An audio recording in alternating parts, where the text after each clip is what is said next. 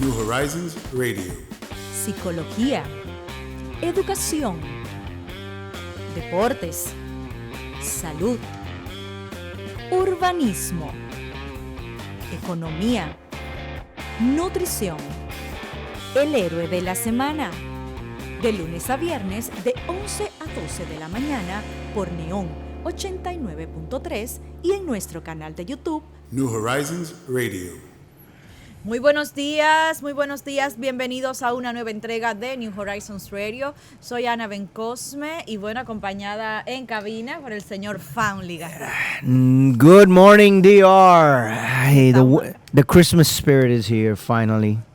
We have so much entertainment at Christmas. Todavía que se vistió ya del espíritu sí, de la Navidad. No, la Navidad está aquí y Sana está trayendo muchos regalos. Sí, pregúntale al presidente Macron de Francia para que tú veas los regalitos que Trump le está dejando y cómo ellos se están llevando, las relaciones que ellos llevan. Señores, buenos días. Qué entretenido está el panorama mundial. El hoy, panorama internacional, definitivamente. En diciembre, no parece diciembre realmente. Mira, yo pensaba que ya para esta fecha las cosas iban a estar un poquito más calmadas, pero definitivamente el último cuatrimestre del año ha sido tan dinámico que no hay habido forma de que se quede diciembre fuera de todo lo convulso que ha estado. Para nosotros que acá en el colegio damos la materia de US Government, damos AP World History, y AP US History, lo que está sucediendo en el mundo actualmente es de sumo interés y creemos que todos nuestros alumnos y nuestros profesores están volcados y están teniendo realmente una oportunidad única. Yo recuerdo cuando a mí me dieron US Government en séptimo curso, era el momento en que estaba un periodo eleccionario en Estados Unidos, no voy a decir cuál para que no analicen más de ahí, en aquel momento.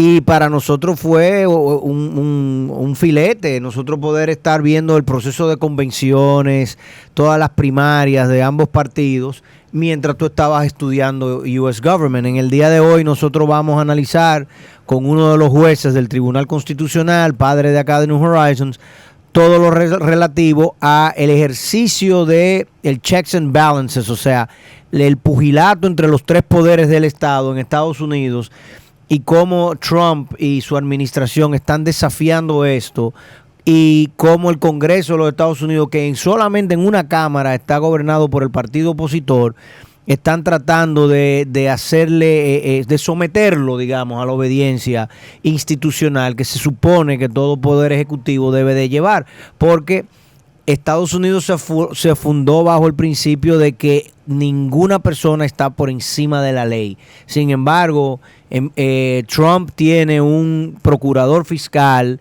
y tiene todo un andamiaje donde él está desafiando eso y básicamente no se quiere someter. O sea, él quiere que lo traten como un rey. Y lo que está sucediendo en Inglaterra, la reunión de la OTAN, yo creo que es un ejemplo vivo de eso. Todos los que vimos en el día de ayer en la noche hubo una gala en el Palacio de Buckingham y en esa gala los presidentes de los demás países de las naciones europeas literalmente lo agarraron con el micrófono vivo mientras se burlaban de Trump. Entonces, y en el día de ayer obviamente hubo una rueda de prensa entre Macron y Trump que fue muy intensa. Tú sabes que Macron ha sido uno de los que supuestamente siempre se supo llevar con Trump y manejaba las cosas con él. Sin embargo, esa entrevista en el día de ayer, esa rueda de prensa que ellos dieron, que duró 36 minutos, estaba programada para durar 15 minutos y duró 36, pero igual él tuvo una con el director de la OTAN que estaba supuesta a durar 20 minutos y duró casi una hora. Macron había dicho que la OTAN estaba brain dead. O sea que la OTAN carecía de liderazgo. Y en el día de ayer, frente a Trump, y Trump, raro esto, al final yo creo que voy a decir otra cosa. Raro esto, porque Trump ha sido una de las personas que más ha atacado el tema de la OTAN. Trump ayer se puso a la defensa y dijo que las declaraciones de Macron habían sido nasty, o sea, habían sido odiosas y que no se suponía que él estuviese hablando en contra de la OTAN. Muy particular esto. Pero Macron ayer volvió a recalcar esa declaración Y Trump le dijo, bueno, mira, nosotros tenemos un tema fundamental que es la cantidad de rehenes ISIS que tenemos en Siria, que los Estados Unidos hemos tratado de que el resto del mundo se haga cargo de ello. Y le dijo a Macron en torno burlón, ¿cuántos de esos prisioneros te interesaría quedarte con ellos? Y Macron le dijo, let's get serious. O sea, el problema de la OTAN no es los rehenes que tenemos en Siria, sino que el problema de la OTAN es que Estados Unidos le entregó a Turquía Siria. Y allí las cosas se caldearon. Sin embargo, algo que ya todo el mundo define como muy claro es que Trump, antes de y después de las reuniones con los líderes, es bien intenso. Sin embargo, durante las reuniones, él teme a rehuir al conflicto. En el día de hoy se estuvo reuniendo hace apenas unos minutos con Angela Merkel. Y ya tú sabes, ahí también la cosa se puso muy interesante. Vamos a ver si en la última sección del programa le tenemos algunos resúmenes con relación a eso, porque esa reunión todavía se estaba dando en este momento. Y algo que yo creo que está sucediendo es que además de la irreverencia de los líderes europeos hacia el presidente norteamericano con relación a la OTAN, parecería como una estrategia de ellos entonces ahora voltearse y ser ellos los que ataquen a la OTAN para ver si con eso entonces logran que Trump brinque. No, se torne entonces el defensor del tema.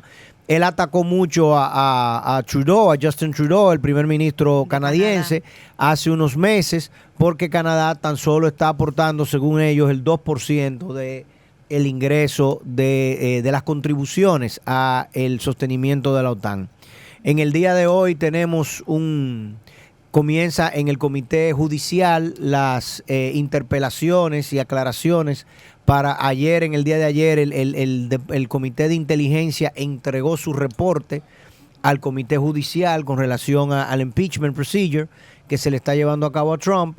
Y es muy interesante porque precisamente tenemos 4 expertos judiciales que van a hablar en el día de hoy, decanos de facultades de Harvard, de Stanford, de George Washington University, que van a conversar hoy, 3 por el lado demócrata y 1 por el republicano. Y el republicano que van a llevar, que es de George Washington University, supuestamente votó por Clinton, votó por Obama, pero él entiende que hay condiciones y razones por las cuales este juicio político no se debería de ejecutar en el día de o continuar en el día de hoy. O sea, que no se debe de llevar a cabo un juicio político a Trump porque no hay razones valederas para esto. Correcto. Bueno, pues de todo esto vamos a conversar de manera bastante amplia con nuestro invitado, quien ya se encuentra en nuestros estudios, el juez del Tribunal Constitucional, José Alejandro Ayuso. Mientras tanto, señor Garrido, sus amigos de Rusia y China, bueno, pues han cerrado una nueva negociación. Un gasoducto. Un gasoducto que tiene una inversión de $55,000 millones y que, bueno, lo han denominado como el acuerdo del siglo. Estarían llevando gas al norte de China desde ¿verdad? Toda la... Creo que fue en el 2014 que inició ese proyecto. Ya tiene bastante lo van tiempo a arrancar ya en proceso. de manera definitiva el año entrante. Tiene 3,000 kilómetros de largo este gasoducto, la ruta, ¿no?, de todo este traslado, y suministrará aproximadamente 38,000 millones de metros cúbicos de gas al año, y durará este contrato unos 30 años vigente, ¿no? O sea que es una nueva un nuevo camino. Dicen que la tabla de salvación para la economía de caída de Rusia, porque Rusia, recuerden que el gran Putin existe por el impulso que le dio a principios de la década de los 2000 o a principios de siglo, el tema de los precios de los combustibles fósiles. Cuando el petróleo se puso a $140 el barril, Rusia se convirtió en el mayor productor de petróleo del mundo, porque la industria petrolera Rusia tiene una de las mayores reservas de yacimiento de petróleo, los mayores yacimientos de gas natural y los mayores yacimientos de carbón del mundo, de carbón mineral. Pero la industria rusa es supremamente ineficiente. Entonces, cuando los niveles de precio del petróleo son muy bajos, para ellos no es efectivo hacerlo. Ahora, $140 el barril, inmediatamente esa máquina comenzó a moler, y Rusia se convirtió rápidamente en el mayor exportador de petróleo del mundo, y eso para Putin fue una tabla de salvación, tanto así que luego puso otro primer ministro ahí de figura emblemática, algo parecido a lo que hacía Trujillo aquí, que nos ponía Héctor Trujillo, a Balaguer y así por el estilo.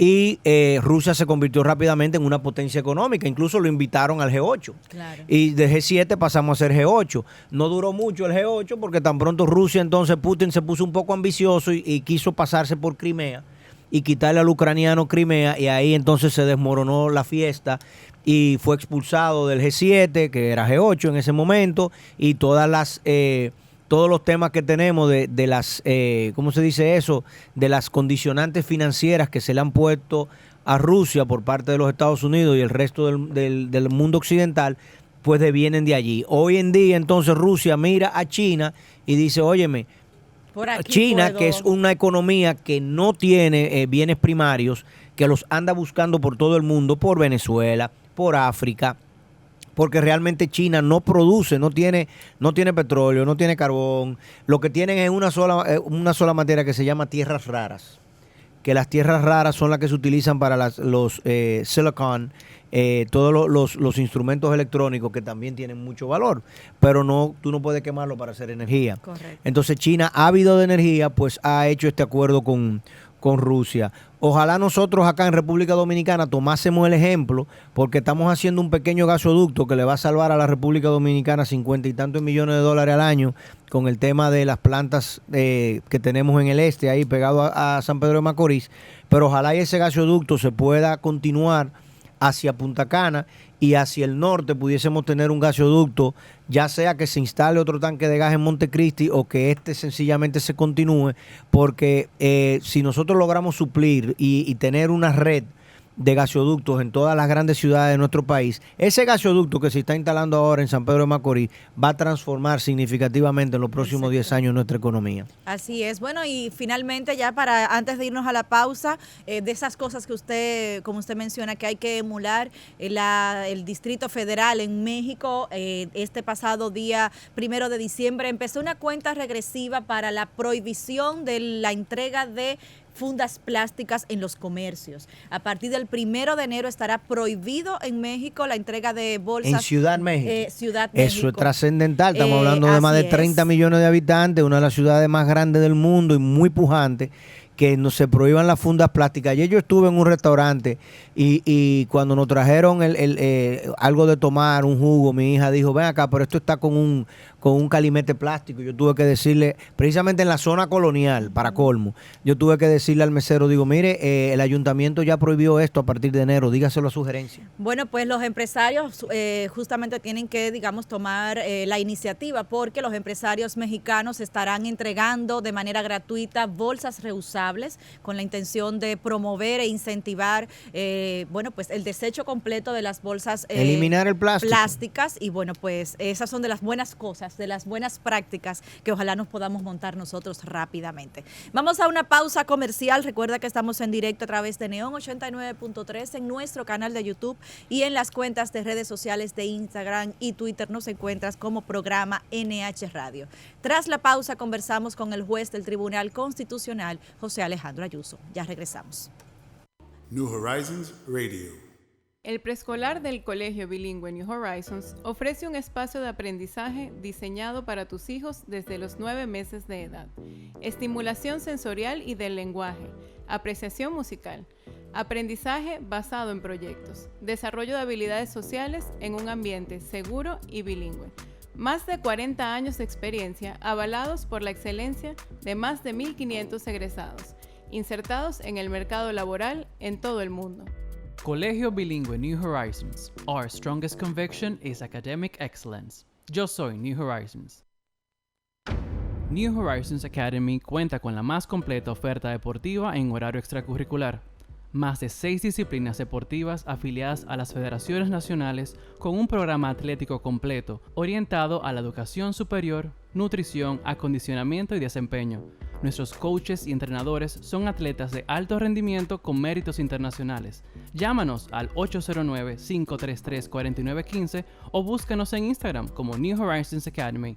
Forma parte de la familia deportiva más completa del país. Yo soy New Horizons, ¿y tú? Una óptica especializada en gafas para los más jóvenes, pero con un servicio para toda la familia. Te aseguramos un servicio personalizado y calidad asegurada. Estamos en la Plaza Cataluña, calle Gustavo Mejía Ricard, número 116, en el segundo piso.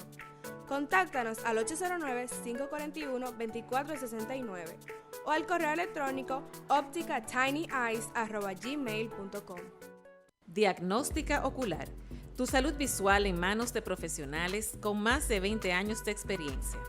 En nuestro centro encontrarás todas las subespecialidades relacionadas a la oftalmología y todos los equipos modernos de diagnóstico oftalmológico.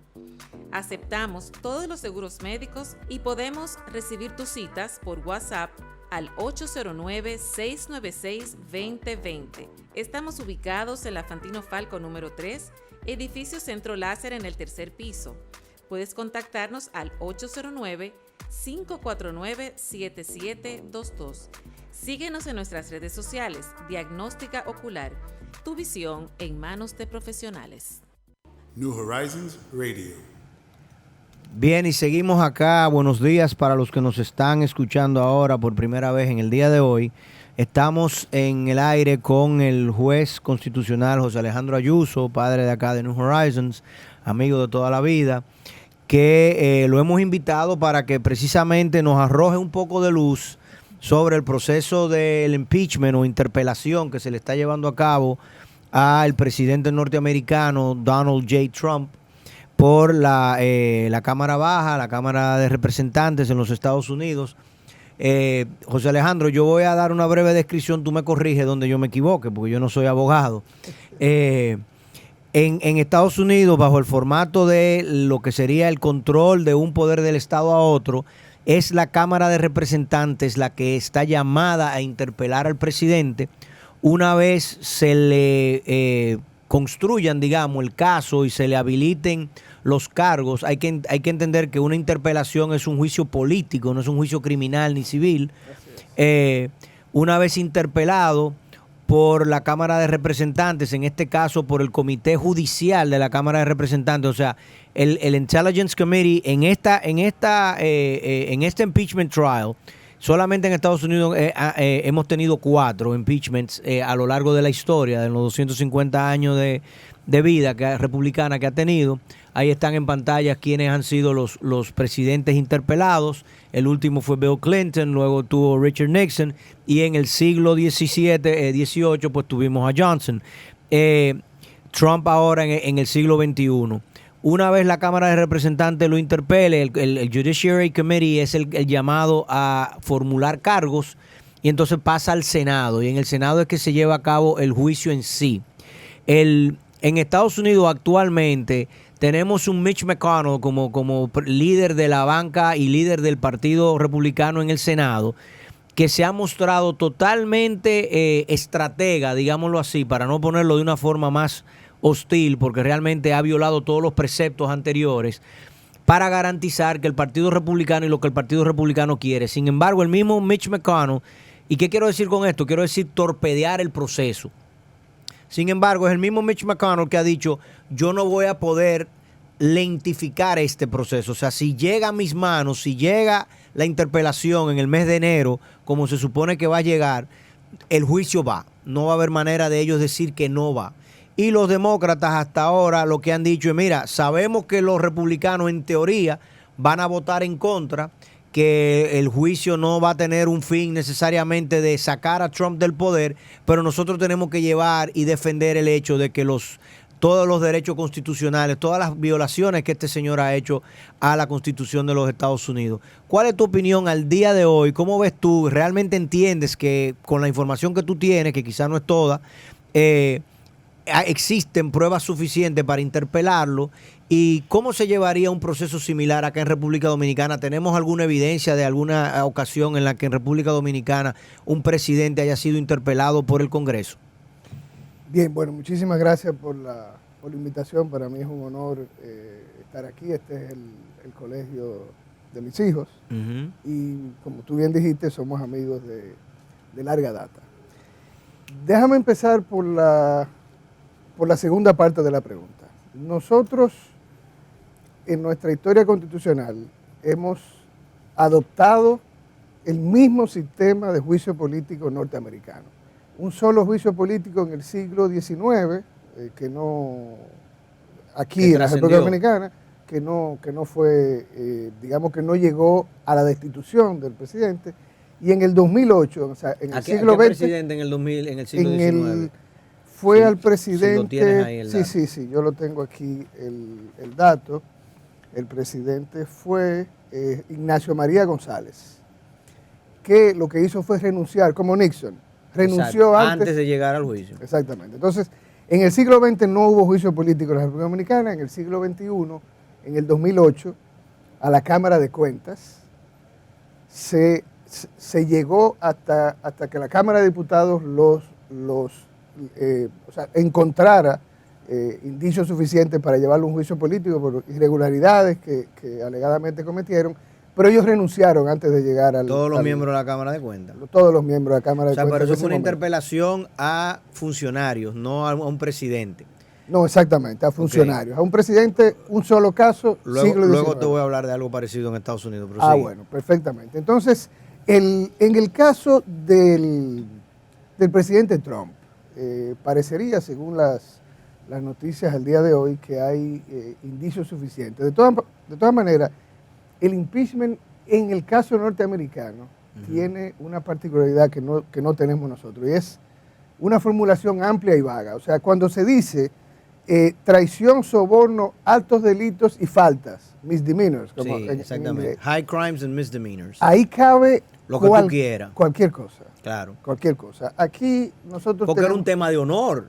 O sea, cuando the Founding Fathers en esa asamblea constituyente del año 1776 en Filadelfia, ellos lo que estaban eran honorables, o sea, eran personas que veían que un presidente, primero lo que ellos querían era deshacerse de un rey.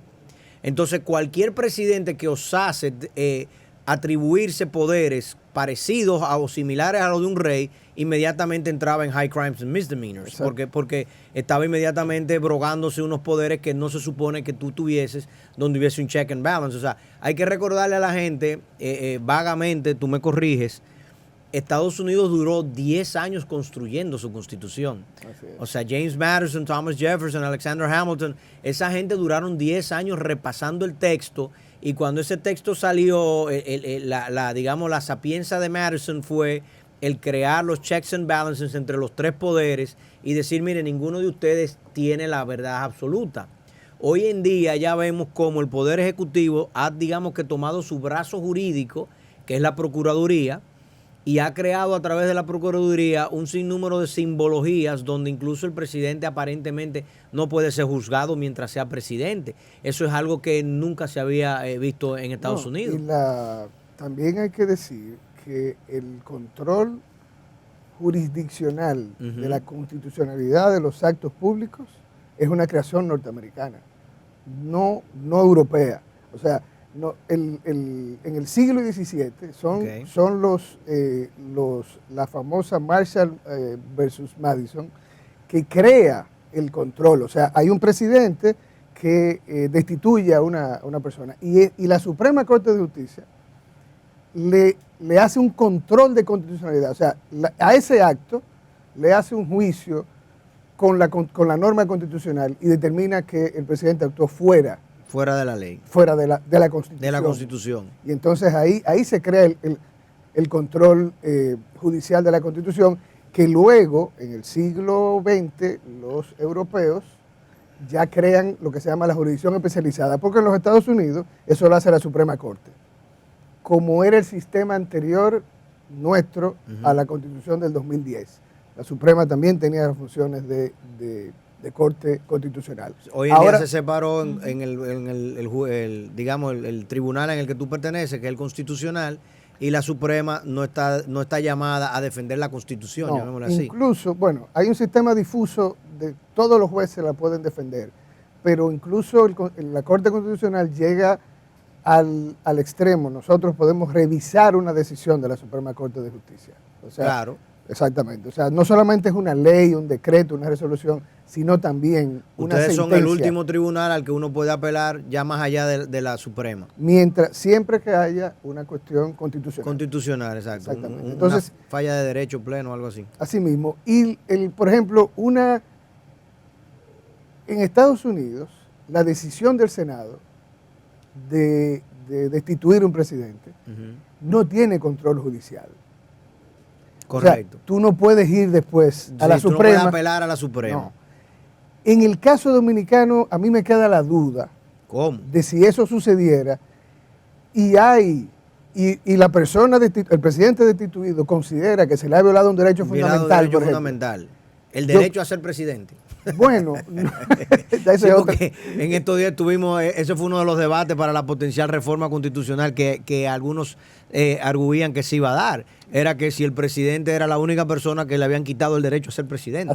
Sí, esa era una tesis de unos juristas. Ajá. Que decía que el transitorio lo discriminaba con relación al resto del mundo. A otros dos presidentes, expresidentes, perdón, que sí podían serlo. Claro. Ahora la discusión es otra. Ahora la discusión es si un presidente que pierde unas primarias puede presentarse por otra organización política, pero de eso no puedo hablar porque ya eso está en el tribunal. Y entonces lo vamos a decidir oportunamente.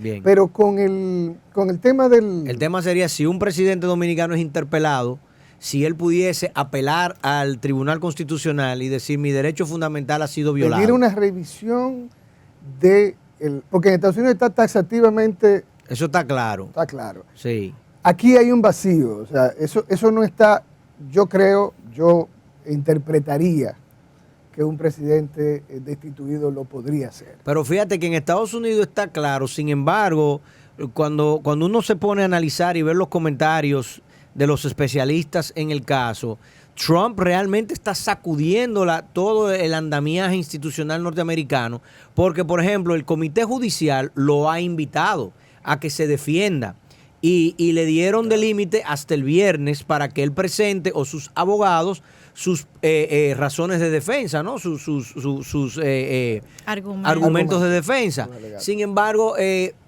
se ha negado. Y no va a mandar un solo abogado de él, nadie va a ir. Y le ha impedido a sus funcionarios. Y ha impedido a todos los funcionarios que declaren. Entonces, y lo ha llevado entonces al tribunal, o sea, tal como tú estás diciendo, o sea, ok, el Congreso es quien está interpelando, pero si yo quiero declarar, primero que lo decide un juez.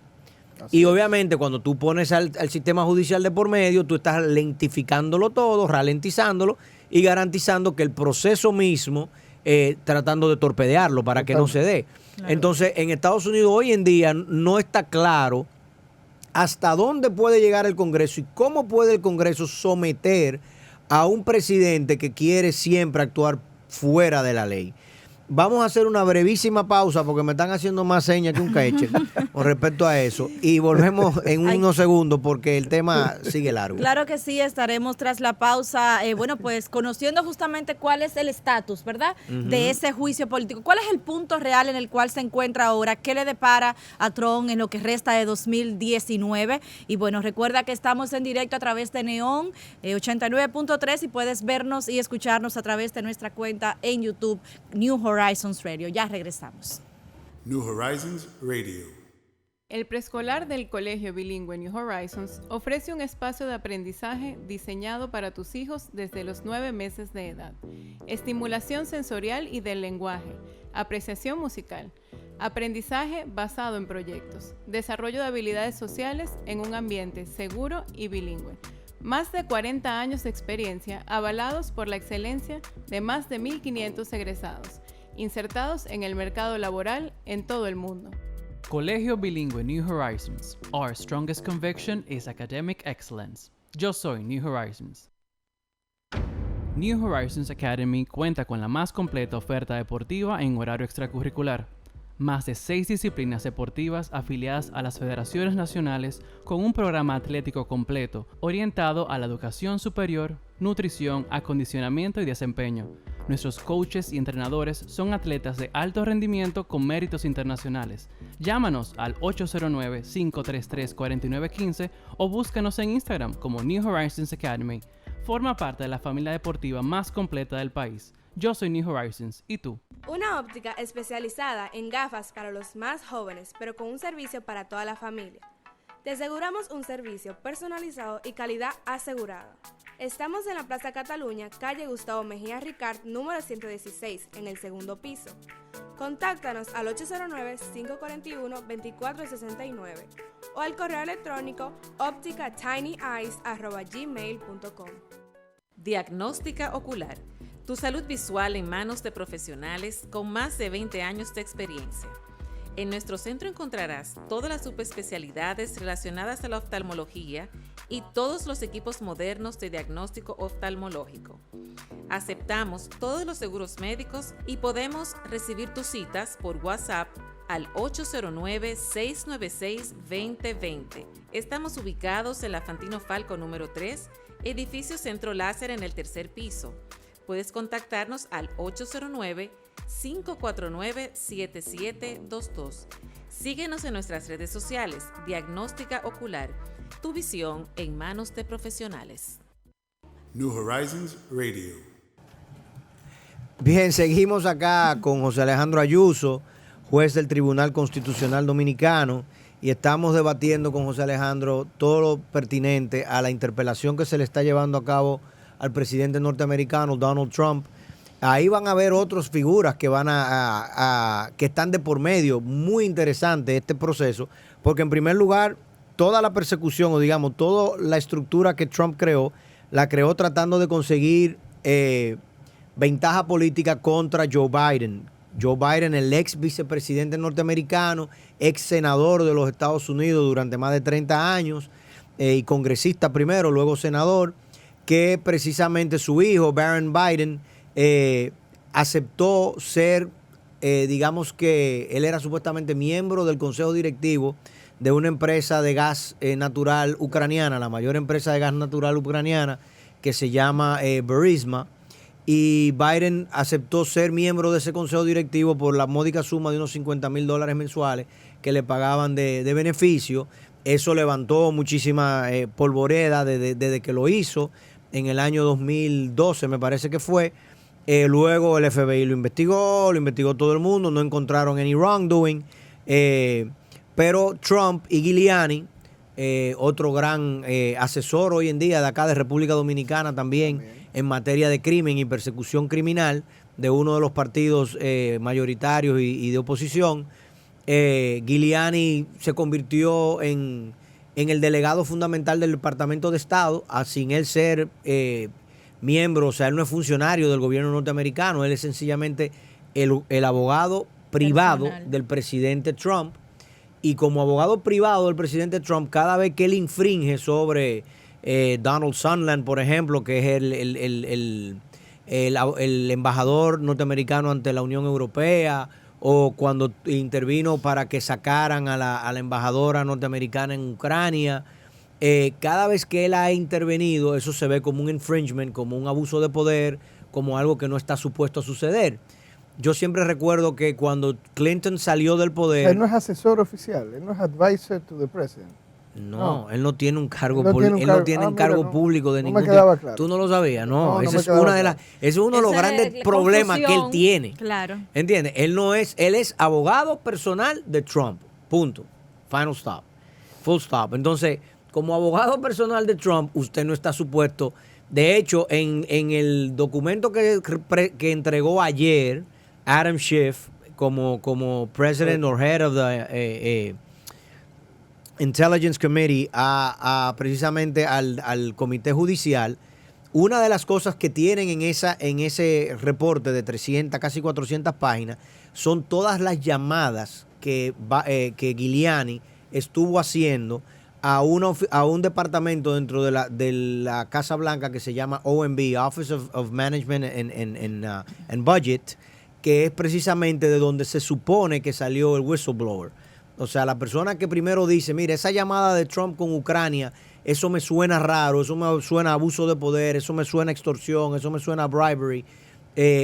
Aparentemente, todo el mundo creía que era de la CIA, pero ya hay mucha evidencia o indicios de que por lo menos en ese departamento, de hecho, hubieron 2 funcionarios de ese departamento que renunciaron, que dijeron, nosotros no aceptamos la conducta que se está llevando a cabo. Es una movida inteligente que una una persona como Giuliani, que no es funcionario público, Ujú. sea el que haga ese tipo de gestiones, porque entonces no hay responsabilidad ante el Estado, digamos. O sea que estratégicamente tú lo ves como una ventaja, Sí, sí, es una ventaja, o sea, es un ardid, es un artilugio. un artilugio de Trump Ujú. para tratar de evadir el control que tienen todos los funcionarios del Estado. Está bien, pero hay un artículo que se llama Abuse of Power y eso no se supone. No, definitivamente puede tipificar abuso de Exactamente. poder porque depende de la gestión que tú hagas. En este caso, o sea, Joe Biden es el favorito para ser el candidato presidencial demócrata. O sea, él lo tiene en la mira. Sobre todo en el momento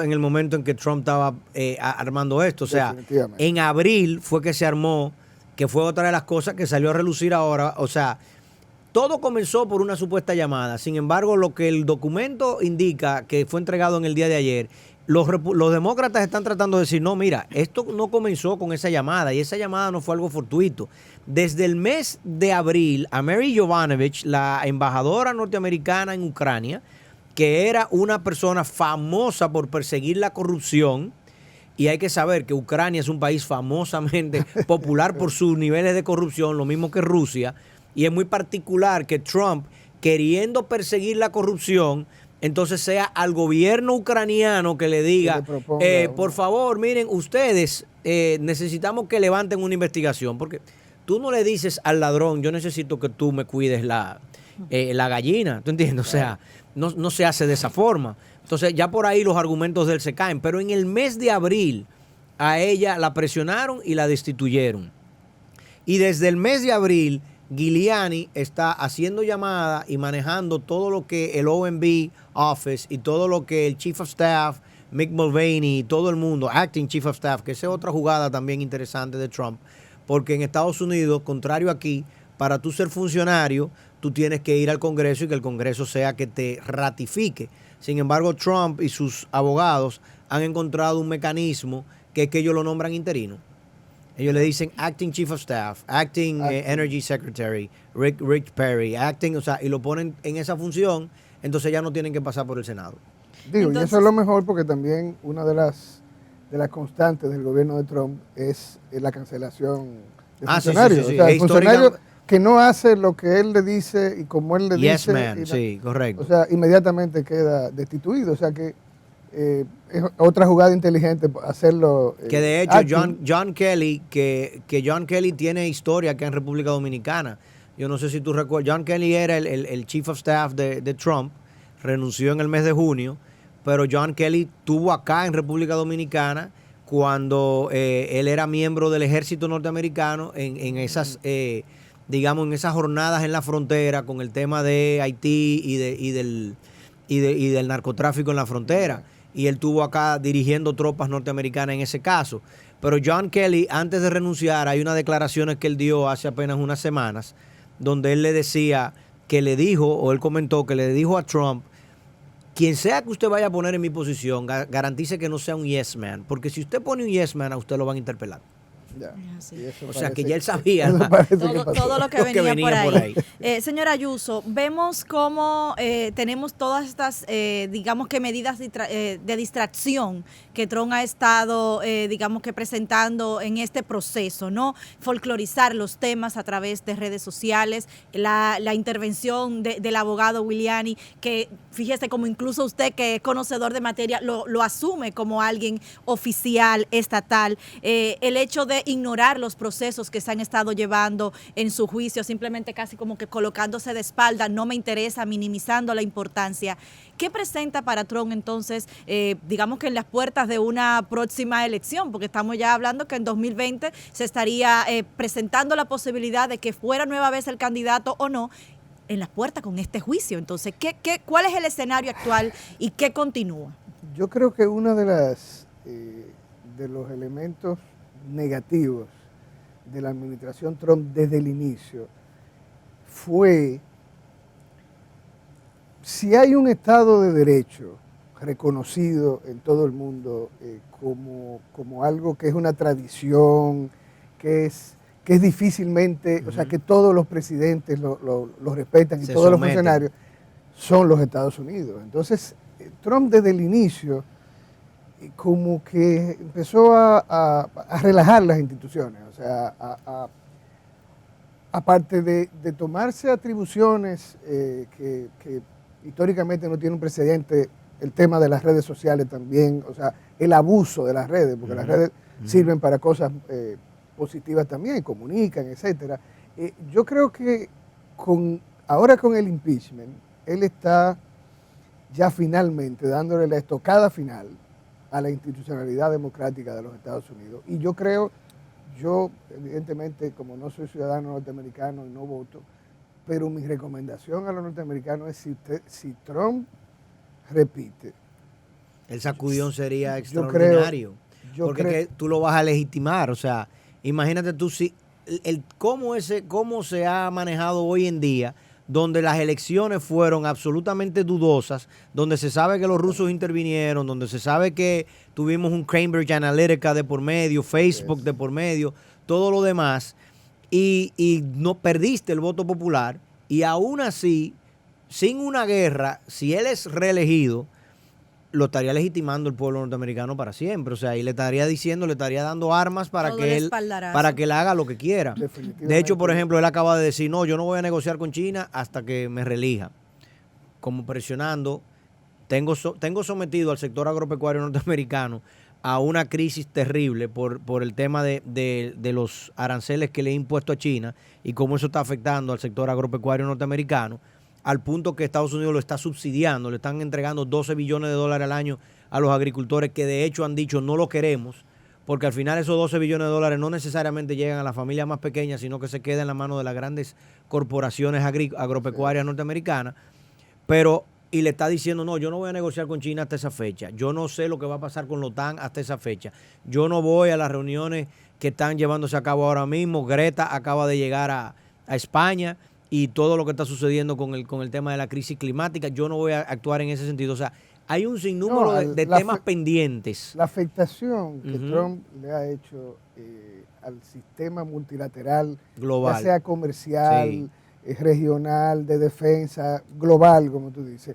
es inconmensurable. O sea, hoy tú lees en la prensa como si fuera una cuestión normal, existiendo la Organización Mundial de Comercio, habiendo unos procedimientos y unos acuerdos internacionales para tú imponer aranceles de manera unilateral, pues él se levanta un día y dice, bueno, devaluaron la moneda. Está caro. Exacto, devaluaron la moneda allí, o los quesos franceses, los vinos y los espumantes y tal, eso, pónmelo un arancel porque no me está gustando como están tratando los viñedos californianos. Es una empresa, una empresa más de todo su emporio, ¿no? No, y todo tiene una orientación extremadamente política. O sea, él ha llegado al punto de decir, por ejemplo, con el tema migratorio, aquellas ciudades que él le ha llamado Haven Cities, ¿verdad? O sea, ciudades que protegen a los inmigrantes, no le vamos a dar ayuda federal en caso de emergencia. O sea, si California tiene incendios, yo no lo voy a ayudar porque ustedes se convirtieron en un Haven State que protege a los inmigrantes. Si Nueva York tiene una tormenta o tiene un problema,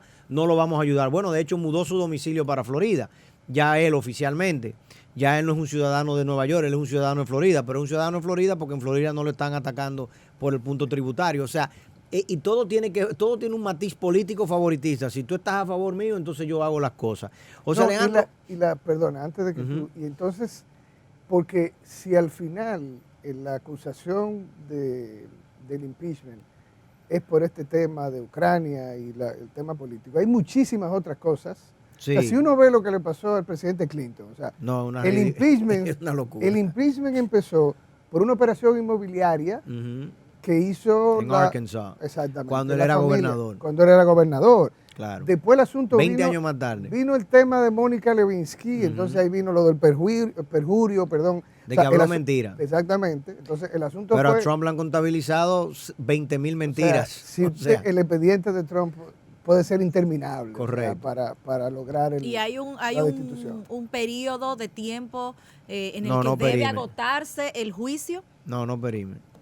No, mientras, o sea, la Cámara de Representantes es que tiene que decidir, o sea, instruir el proceso, correcto, como se dice jurídicamente, y determinar si, mira, hay indicios suficientes para llevar esto al Senado. Y después el Senado tiene Yo lo que veo es que los republicanos... Están atrincherados.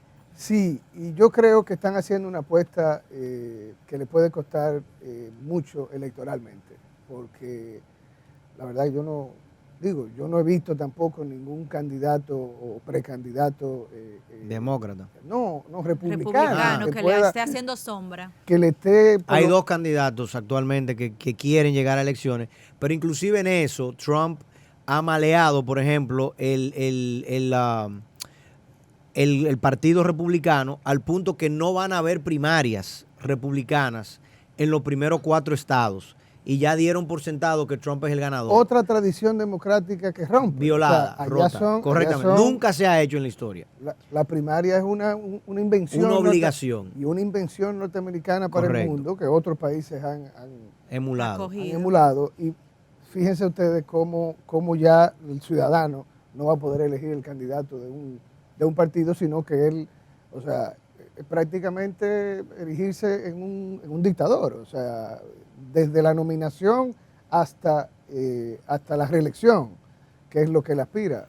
Y José Alejandro, en el caso dominicano, ya utilizando, ¿verdad?, Estados Unidos como ejemplo, que es lo que siempre queremos hacer, para el caso dominicano y los alumnos de los colegios y las familias que nos ven y nos escuchan, nunca hemos tenido en República Dominicana tradición de ver a los funcionarios públicos teniendo que ir al Congreso a presentar y defenderse de sus acciones. La interpelación. Ni siquiera la interpelación, o sea, el sencillamente tener que ir a brindar un reporte. Conocemos, por ejemplo, el Chairman of the Federal Reserve de los Estados Unidos, la Reserva Federal norteamericana, tiene que necesariamente cada 6 semanas ir al Congreso norteamericano y presentar sus acciones y decir por qué él está tomando las medidas que está tomando. Aquí el gobernador del Banco Central nunca ha ido al Congreso. Yo creo que ni el 27 de febrero él va al discurso. Lo que pasa es que el régimen parlamentario sabemos que tiene la obligación el gobierno de presentarse al Congreso. En el caso que tú mencionas es parte de un régimen semi-parlamentario. Nosotros sí, o sea, la Cámara de Diputados le puede pedir en cualquier momento a un funcionario. Sí, pero no tenemos esas comisiones. No tenemos esos supuestos comités. Aquí se forman comisiones, pero las comisiones se forman para un evento en particular. Aunque hay comisiones en el Congreso que en teoría están de manera permanente, ¿no? Exacto. Tenemos una comisión judicial, si no me equivoco. Hay una comisión de finanzas, exactamente, que es muy activa, sobre todo para los temas del presupuesto. Sin embargo, es activa para la construcción de la Ley General de Ingresos y Gastos Públicos, pero no es así tan activa para la revisión de la Ley General de Ingresos y Gastos Públicos en el tema de qué cosas o qué acciones toman los funcionarios en sí. ¿Eso se debe a qué? Al hecho de que un solo partido gobierna y maneja a cabalidad el Congreso, porque inclusive los partidos de oposición vemos como a veces levantan la voz y dicen que se están aprobando proyectos de leyes y préstamos, por ejemplo, exagerados. Sin embargo, no hay una comisión, no se llama a los funcionarios. Digamos, ahí está la rendición de cuentas, que es que la hace el presidente. Y lo tienen que hacer los legisladores. Pero entonces está el artículo 95, que trata sobre las atribuciones del Congreso y dice: interpelar a los ministros y viceministros, al gobernador del Banco Central y a los directores administradores de organismos autónomos y descentralizados. O sea, del específicamente Estado. Nombra al gobernador del Banco Central. Sin embargo, nunca lo llaman. Así como a las entidades que administren fondos públicos sobre asuntos de su competencia, cuando así lo acordare la mayoría de los miembros presentes, que es la mayoría de los miembros presentes. ¿De los presentes dónde? La mitad más Asamblea. uno. Imagínate que hay 150 legisladores, la mitad más uno. Ok. A requerimiento de al menos 3 legisladores, que cualquier minoría lo tiene. O sea que ya ahí hay para mí, desde mi punto de vista, tú me corriges, ahí hay una falla procesal, porque no está diciendo el gobernador del Banco Central o los funcionarios tienen que ir a rendir cuentas a una comisión y que sea la mayoría de la comisión que lo llame, sino que tiene que ser de la asamblea o de los presentes. No, porque ya eso lo limita mucho más. Pero lo de la comisión, por ejemplo, cuando el tema del presupuesto, el ministro de Hacienda va a la comisión y explica. Y No, pero el ministro de Hacienda va porque está empujando algo particular, porque quiere que le incluyan este préstamo, pero le incluyan estas facilidades. No es así mismo van otros funcionarios, pero el de salud, exacto. hasta el rector de la UAS va y grita. Pero yo lo que estoy Cabildear diciendo su es presupuesto. exactamente, pero a la Comisión de Finanzas, el ministro de Hacienda no tiene que ir de manera personal cada 3 meses, cada 6 meses, o sea, no tiene que ir nunca. Y nunca lo llaman y le dicen, venga acá, dígame por qué usted el dinero de tal carretera lo utilizó para tal otra cosa. Por No, el porque tema es que neurálgico de la fiscalización. La figura de la interpelación es distinta a la invitación al ministro a explicar determinado proyecto de ley en una comisión. Esto es, requerimiento de 3 legisladores, así como recabar información de otro funcionario público competente. Esto es la figura Ya de la interpelación. Interpelar ya para remoción. Para el juicio político que lo vimos. Esto es la interpelación. Esto es simple y sencillamente que usted, al gobernador del Banco Central o al ministro de Hacienda o a alguien, la Cámara le dice 3 legisladores, con la iniciativa de 3 legisladores y consigue la mitad más 1. Usted le dice, no, usted venga a explicarme aquí la ejecución de un contrato. Es un cuestionamiento. La interpelación implica ya que usted le está cuestionando, como tú bien dices, una actuación al ministro. Pero tú le estás cuestionando con el propósito de remoción. No tiene esa facultad la Cámara. Ok. La Cámara simple y sencillamente le hace una especie de cuestionamiento, digamos, parlamentario, congresual. Ya si se determinan alguna irregularidad, faltas, ya... ¿A dónde va? ¿A la Comisión de Ética? ¿A la presidente de la República? El presidente de la República que lo nombró. ¿Y si él lo quiere dejar? No, ya, pero lo tiene deja... un costo político. Y lo deja a un funcionario con una tacha, o sea, si le demuestran en el Congreso que él cometió, incluso puede haber hasta una persecución penal. Porque y si los congresistas demuestran que hubo dolo o que hubo soborno o lo que fuese, ya eso tiene unas implicaciones penales, ¿no? Vamos a hablar de esas implicaciones penales después de la pausa. Bueno, amigos, nosotros vamos a hacer una pausa para los que nos sintonizan a través de YouTube. Continuamos en Overtime con esta conversación. Como ustedes pueden ver, yo estoy aquí como una niña en escuelita tomando mis anotaciones. Pero, señores, antes de que nos vayamos de la transmisión de radio, en el día de hoy Greta está llegando a España. Y llegó en el catamarán ayer realmente, ayer para nosotros o casi hoy para ellos. Y precisamente todo lo que una de las conclusiones de la cumbre en el día de ayer es que esta ha sido la década más caliente en los últimos 500 años. Entonces, y que desde 1980 cada década es más calurosa que la anterior. ¿Y más fría también? No, calurosa. El día de mañana vamos a conversar acá sobre los principales cambios, evidencias del cambio climático en América Latina, que pueden parecer para nosotros normales, pero que sí son, cuando digo, pero es cierto. No es normal esto y a veces lo pasamos como parte de la cotidianidad. Bueno, y teniendo a Arnaldo Gómez acá que nos diga cómo está afectando a los ganaderos. Ya usted sabe. Mañana nos reencontramos a las 11 en directo por Neón y como dice el señor Garrido, mañana estaremos conversando con el señor Arnaldo Gómez, quien es el director ejecutivo de Conaleche, a propósito del reglamento que fue promulgado hace unas 2 semanas y bueno, un montón de cosas más en torno al sector económico y productivo ganadero. Y los proyectos que están llevando a cabo los alumnos de New Horizons con relación primero al tema climático y segundo con relación a la leche y al resto de los alimentos que nosotros consumimos diariamente y cómo nosotros estamos desde nuestro bastión tratando de hacer ciencia y de llevar luz y al mismo tiempo de que en República Dominicana tengamos innovación y se transforme la realidad nuestra. Seguimos Overtime. Seguimos en Overtime. Tras la pausa, ya regresamos.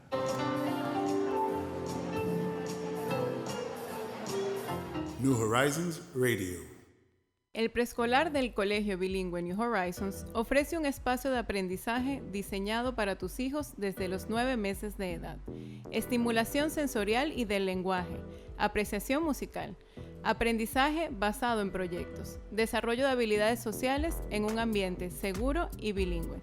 Más de 40 años de experiencia avalados por la excelencia de más de 1.500 egresados.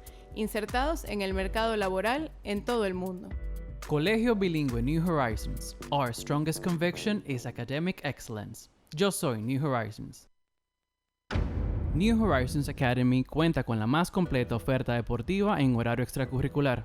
Más de 6 disciplinas deportivas afiliadas a las federaciones nacionales con un programa atlético completo orientado a la educación superior, nutrición, acondicionamiento y desempeño. Nuestros coaches y entrenadores son atletas de alto rendimiento con méritos internacionales.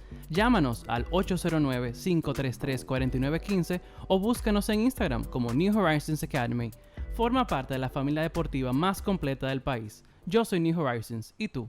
Una óptica especializada en gafas para los más jóvenes, pero con un servicio para toda la familia. Te aseguramos un servicio personalizado y calidad asegurada. Estamos en la Plaza Cataluña, calle Gustavo Mejía Ricard, número 116, en el segundo piso. Contáctanos al 809-541-2469 o al correo electrónico opticatineyeyes@gmail.com. Diagnóstica ocular. Tu salud visual en manos de profesionales con más de 20 años de experiencia. En nuestro centro encontrarás todas las subespecialidades relacionadas a la oftalmología y todos los equipos modernos de diagnóstico oftalmológico. Aceptamos todos los seguros médicos y podemos recibir tus citas por WhatsApp al 809-696-2020. Estamos ubicados en la Fantino Falco número 3, edificio Centro Láser en el tercer piso. Puedes contactarnos al 809-549-7722. Síguenos en nuestras redes sociales. Diagnóstica Ocular. Tu visión en manos de profesionales. New Horizons Radio. Bien, y seguimos acá en nuestra sección de Overtime en YouTube, todos los que nos están siguiendo y los que nos van a seguir, porque usted le hace clic, clic, clic, clic, clic 500 veces y luego lo sigue viendo, con José Alejandro Ayuso.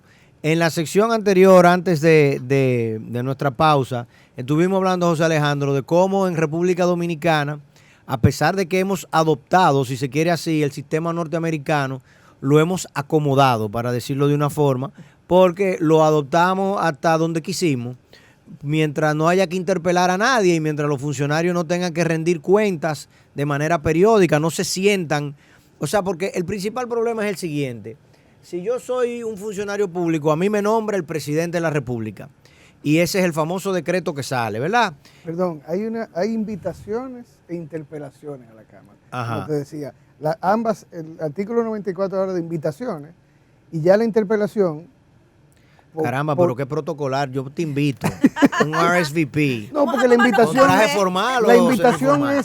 tiene más connotación informativa, mientras que la interpelación ya es que, mira, no, veo algo extraño, veo algo que hay que aclarar, etcétera, etcétera. Esa es la diferencia. Sí, o sea, se entiende claramente. La interpelación ya es algo que pudiese llegar a un punto extremo, porque si en esa interpelación yo encuentro evidencia, tal y como tú decías, de que hubo un crimen, que se cometió un crimen, abuso de poder, extorsión. Eso se podría convertir en un juicio político. Correcto. ¿Un juicio político o un juicio criminal civil? También. ¿Penal o civil? Penal o civil. Recuérdate que la misma Constitución también establece la responsabilidad civil de los funcionarios. Correcto. Un funcionario que comete un acto reñido indebido y que le causa un perjuicio a un tercero, puede ser demandado y responder con sus bienes. Con sus bienes personales. Con sus bienes personales. Imagínate tú manejas el Ministerio de Educación, que tú manejas 150 mil millones de pesos y con tus bienes personales tú tienes que, porque tú le asignaste el desayuno escolar al que no era. No, porque, tiene que llegar a una... A que se demuestre. Una demostración de un daño imputable a una actuación personal, dolosa tuya. Claro. ¿Entiendes? O sea, que yo quise favorecerme a mí mismo. Exactamente, con intención o a un familiar, a un vinculado. O de perjudicar a otro también. Correcto. No solamente de beneficiarse. O sea, que ahí se separa la acción del funcionario per se y la función entonces del funcionario personal, ¿no? Sí, no, si, por porque, ejemplo, como utilizando, por ejemplo, este mismo escenario que presenta el señor Garrido del tema de educación, donde ha sonado en momentos anteriores que hasta libros en temas de lectura y en ferias del libro se han estado asignando cuando se ha comprobado cierta vinculación con el funcionario. Sí, lo que sucede es que anteriormente a esa disposición que establecía... Esta es la Constitución 2010. Sí, de la del 2010, la responsabilidad civil de los funcionarios. Tú lo que podías hacer era por vía administrativa obtener una anulación o una... Pero yo ahora, por ejemplo, un ministro toma una decisión, un acto administrativo. Yo voy al Tribunal Superior Administrativo pretendiendo anularlo porque me perjudica. Yo puedo al mismo tiempo solicitar una indemnización. Si yo pruebo un perjuicio económico de la actuación de ese funcionario, yo puedo solicitar esa indemnización y el juez me la puede otorgar y la tiene que pagar de su bolsillo el funcionario. Esa es la diferencia. Antes del 2010, el sistema era, no, yo me puedo hacer anular el acto y eso evidentemente cesaba ahí la persecución del funcionario. O sea, el funcionario no ponía en riesgo su patrimonio personal, sino que todo era, no, esto es la administración y o sea, había una irresponsabilidad, digamos, en cuanto al involucramiento de sus bienes. Pero ahora, ¿cuántos escenarios se nos han presentado entonces? No, exacto. Con esa figura la así? pregunta esa es una pregunta que se cae de la mano. Hay demandas. Sí. Existen hoy en día demandas contra funcionarios. ¿Y la pierden o la ganan? Bueno. ¿Cómo va a estar?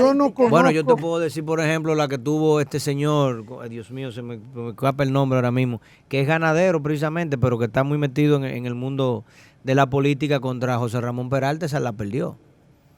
El de la leche. Sí, y tal, sí, no me acuerdo el nombre de la. Bueno, lo que pasa es que en ese caso, esos se juzgaron, bueno, hay uno pendiente, pero se juzgó uno. Lo que sucede, el argumento es que eso tiene que ver con las cuotas de importación, sí, en el marco del DERECAF. Correcto. Entonces, en un momento de la historia, hasta el 2000, hasta que llegó el presidente Medina, la comisión integraba al ministro administrativo de la presidencia y hubo un decreto que lo sacó. O sea, era aduanas, el ministro de aduanas, el director de aduanas, perdón. ¿Tú dices por la comisión de compra y contrataciones? No, la comisión que revisa las cuotas del DERECAFTA. Y que determina de importación. Los montos de la cuota. Lo que maneja el Ministerio de Agricultura. Agricultura, ganadería, industria y comercio, ganadería y aduanas. Correcto. Entonces, en un momento estuvo el secretario administrativo de la presidencia. El secretario administrativo, pero eso fue excluido. Entonces, cuando la demanda de esta empresa, que tenía que ver con que no le habían otorgado la cuota que él entendía que le correspondía, porque hay unos criterios, lo que todo importado históricamente, etcétera, etcétera. Y ya él estaba excluido de esa comisión. Y le pudieron entonces nueva vez asignar las cuotas que se supone él demandaba. No, bueno, yo no recuerdo cuál fue la decisión final.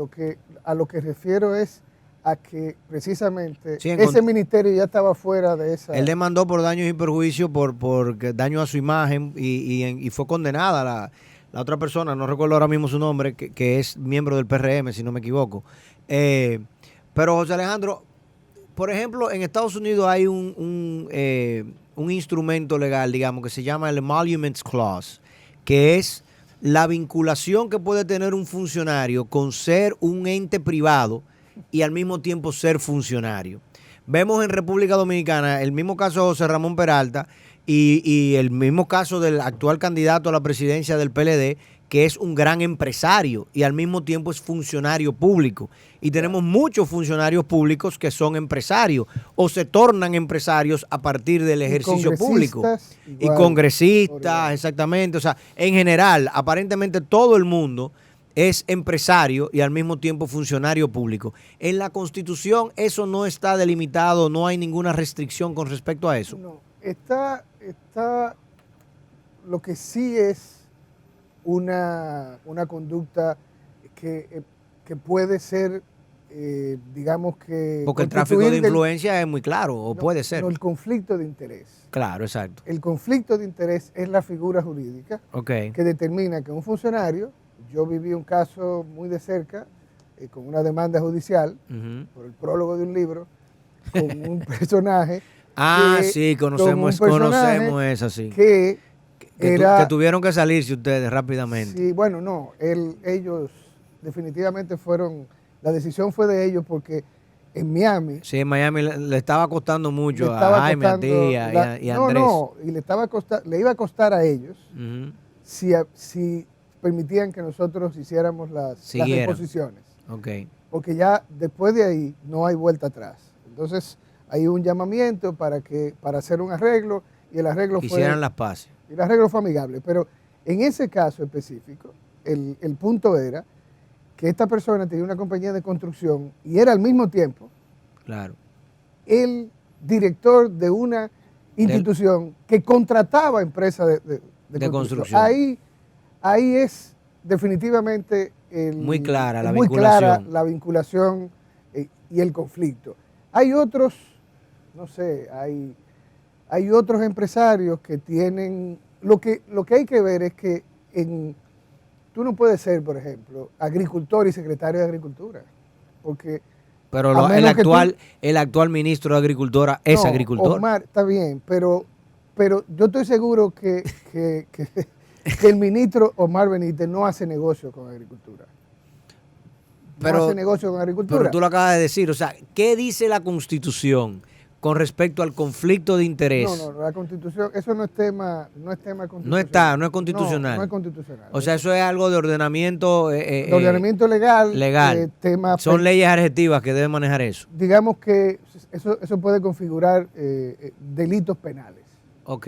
Pero constitucionalmente no hay ninguna limitante. Éticamente, o sea, porque siempre puede pasar, y en Estados Unidos sucede. Sí, claro. Que se nombran unos empresarios, entonces, ¿qué hace la persona? Bueno, tiene que dejar los consejos de administración, pero no necesariamente vender las empresas.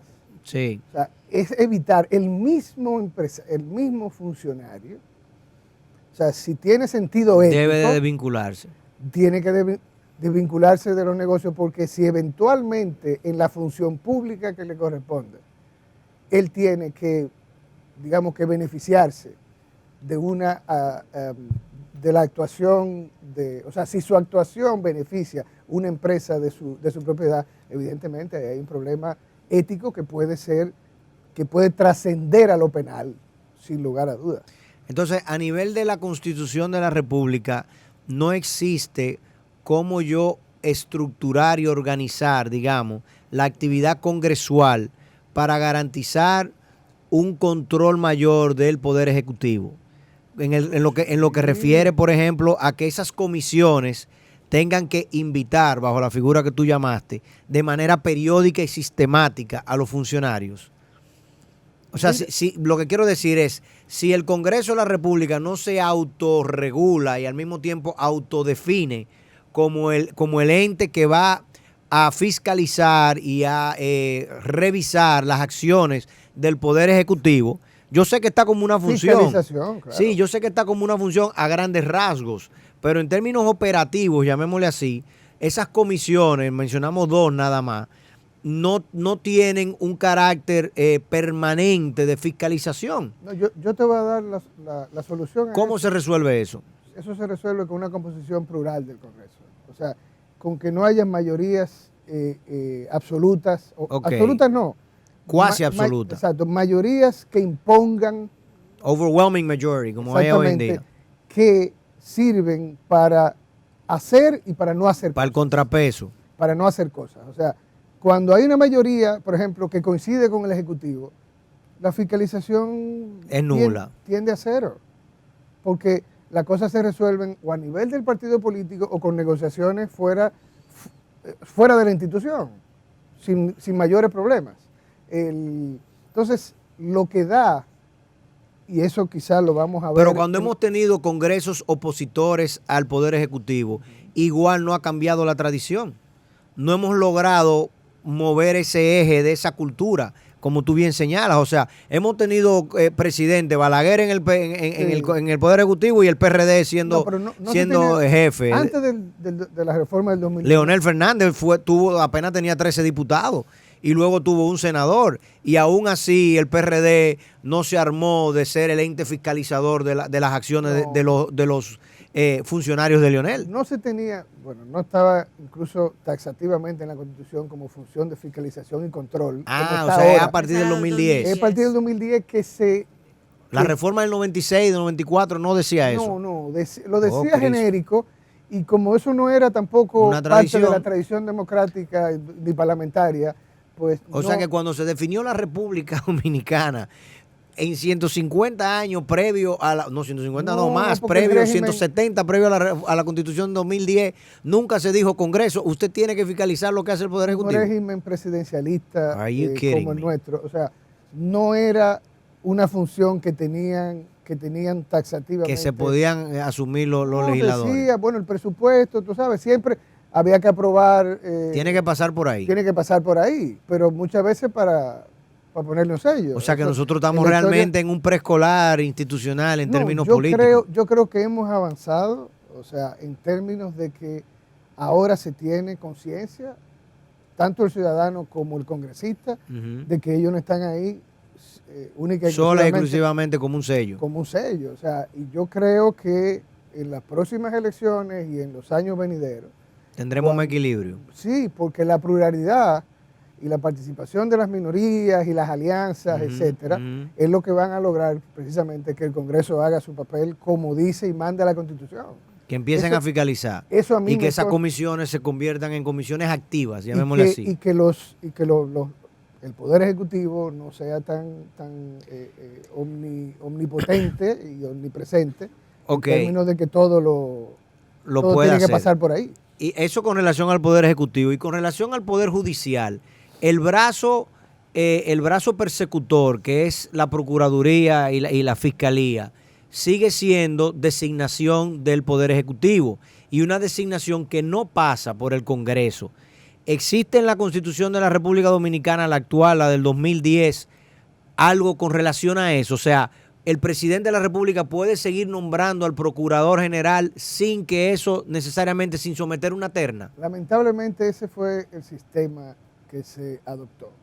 Ahora, así como reconocemos que la Constitución de 2010 fue una reforma Que avanzó. profunda y abarcadora, ya hay muchos elementos, ya a 10 años Ujú, claro. de esa reforma, ya se reconocen muchos aspectos que hay que reformar y Fallidos. ese es uno de ellos. O sea, mientras la Procuraduría no sea independiente Claro. del Poder Ejecutivo. las funciones, o sea, siempre va a tener una instrucción política superior, o sea, Claro. No hay está supeditado independencia. jerárquicamente, y entonces eso evidentemente limita su campo de actuación, independientemente de que pueda actuar con la mayor... No se puede tornar beligerante al Poder Ejecutivo ni a los funcionarios, digamos, No. al partido de turno y todo lo demás. Porque la arquitectura... pero Entonces se tendríamos, reconoce... para nosotros poder lograr eso, además de crear la conciencia ciudadana con respecto a eso, que para eso estamos, para nosotros desde acá tratar de crear mayor conciencia y que nuestros alumnos y toda la comunidad pues entienda el rol que debe de jugar una Procuraduría Fiscal y la separación de los poderes del Estado, necesariamente tenemos que someternos a una reforma constitucional. Hay que hacer unos ajustes.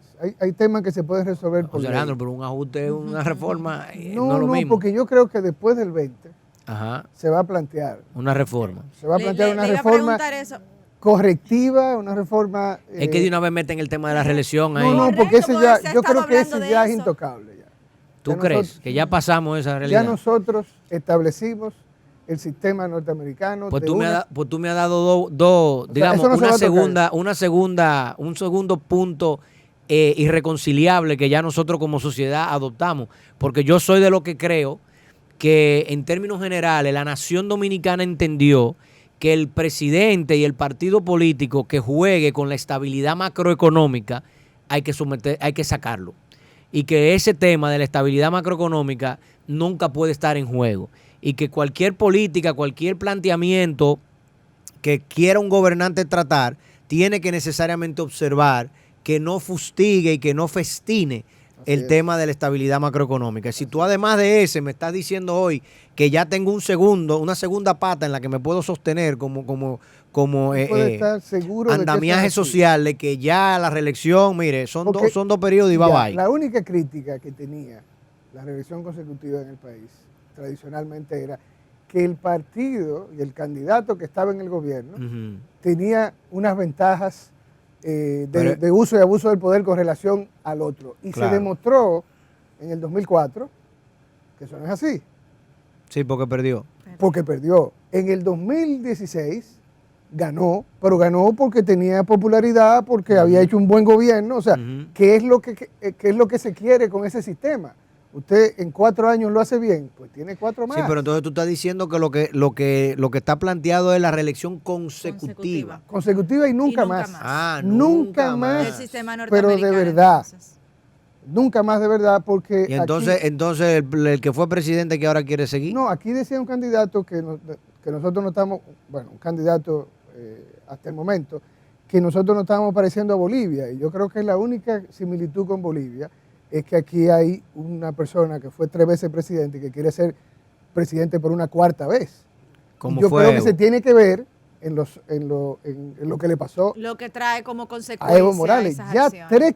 3 periodos consecutivos, a mí me parece, a mí particularmente, exagerado. Suficiente. 4 Ya es demasiado. ya es, qué sé yo. Se parece mucho a los 12 años. Sí, sí, no, a los 12 años.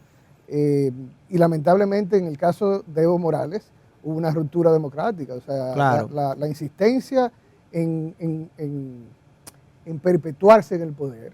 La A legitimidad. cualquier costo. Yo digo que la legitimidad política es muy dura de conseguir. Así es. Y la legitimidad política tiene consecuencias.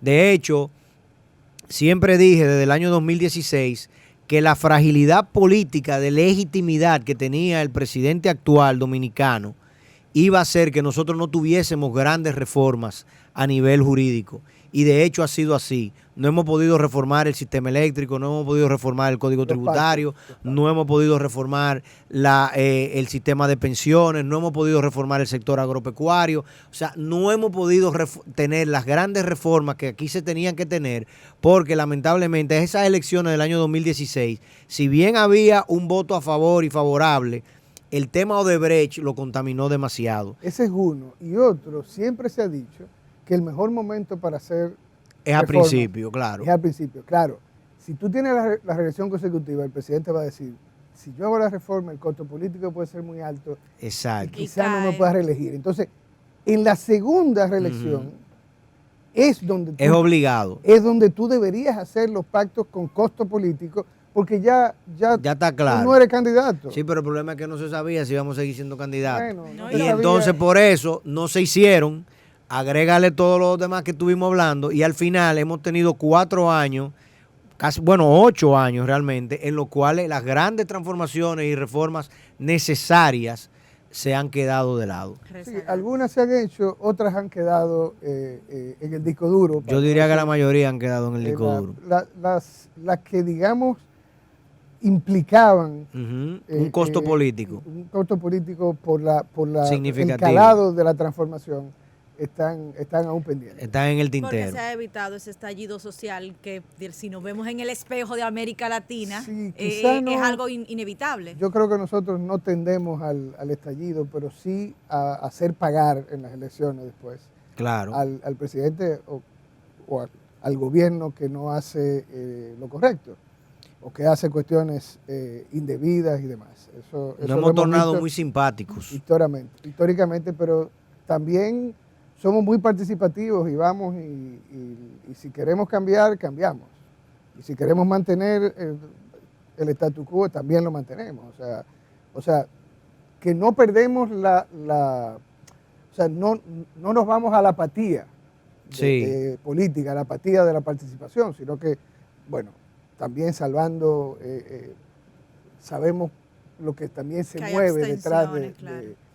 de esa Del proceso participación política y de los El procesos, movimiento. que esperemos que en del próximo año, con los fiscales electorales y un mayor control de la Junta, pues eso se, No, se evite o se disminuya. Y si tenemos el año entrante, entonces un gobierno mucho más equilibrado, balanceado, donde el Congreso tenga una participación más plena de otros partidos, entonces esas políticas y esas transformaciones, esas reformas que están pendientes, tendrían que verdaderamente ser consensuadas y discutidas, lo cual va a implicar un liderazgo político muy activo para que se logren, porque ya ni siquiera con la imposición de un solo gobierno, un solo partido, se van a lograr.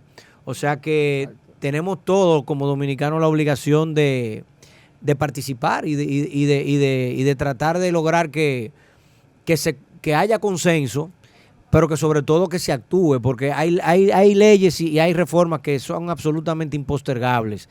Tenemos una población dominicana que en apenas 5 o 6 años va a pasar a ser ya absolutamente pensionada, de acuerdo a la ley general de fondos de pensiones, que entró en vigencia en el 2003, en el 2023 ya tenemos 20 años, o sea que ya todo el mundo supuestamente debe de acceder a una pensión, y sabemos que ahí hay cosas muy pendientes que no se han dado. El sector eléctrico es un tema fundamental, el sector laboral, esa misma ley de fondos de pensiones tiene unos acápites que implican unas reformas laborales, que el sector laboral y sindical se ha negado a ellas, El pacto fiscal. que el pacto fiscal también es uno de ellos. Bueno, hay una amnistía fiscal que entiendo que se va a discutir en las próximas semanas, que eso pensaba que lo iban a llevar al Senado ahora antes de diciembre, pero no sé. Junto a la amnistía fiscal debería haber una desincerización patrimonial también. Correcto. Porque hay una... Está así, así que ya lo tiene. Vienen las dos aparejadas. El proyecto vienen juntos. Vienen las dos aparejadas, sí. porque definitivamente eso hay que hacerlo. Eso hay que hacerlo y entiendo que se hará antes de las elecciones. Es lo que aparentemente se está dando.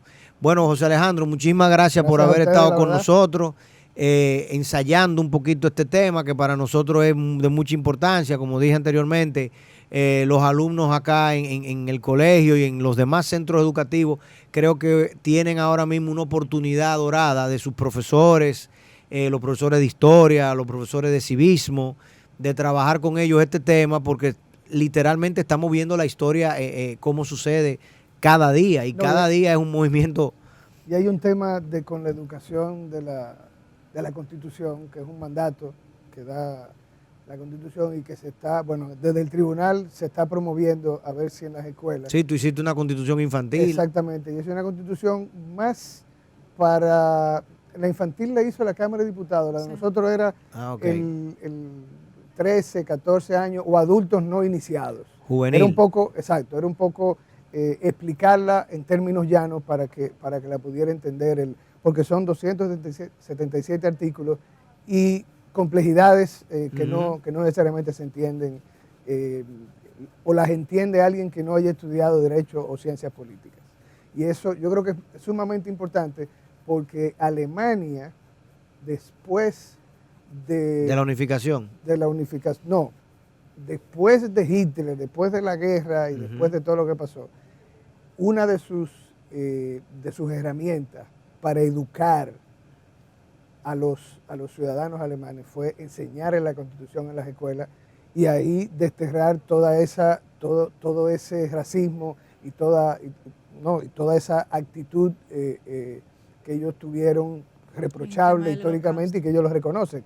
Y fue precisamente estudiando la Constitución en las escuelas como ellos lograron ese desarrollo que tienen ahora en todos los niveles. Unificar los criterios del lado oeste del Elba y del lado oeste del Elba y sacarse de la mente el prusianismo, digamos, del siglo XIX. Así mismo. ¿No? Y que un ciudadano educado, conocedor de sus derechos y de sus deberes, pues puede actuar en consecuencia, que a veces nos vamos mucho a que las leyes, el Estado, las instituciones públicas, pero nosotros tenemos nuestras propias obligaciones. No, y como decía mi padre, que en paz descanse, no solamente son los derechos, que tendemos a reclamarlos con mucha altisonancia, pero hay deberes. Los deberes son 12 nada más.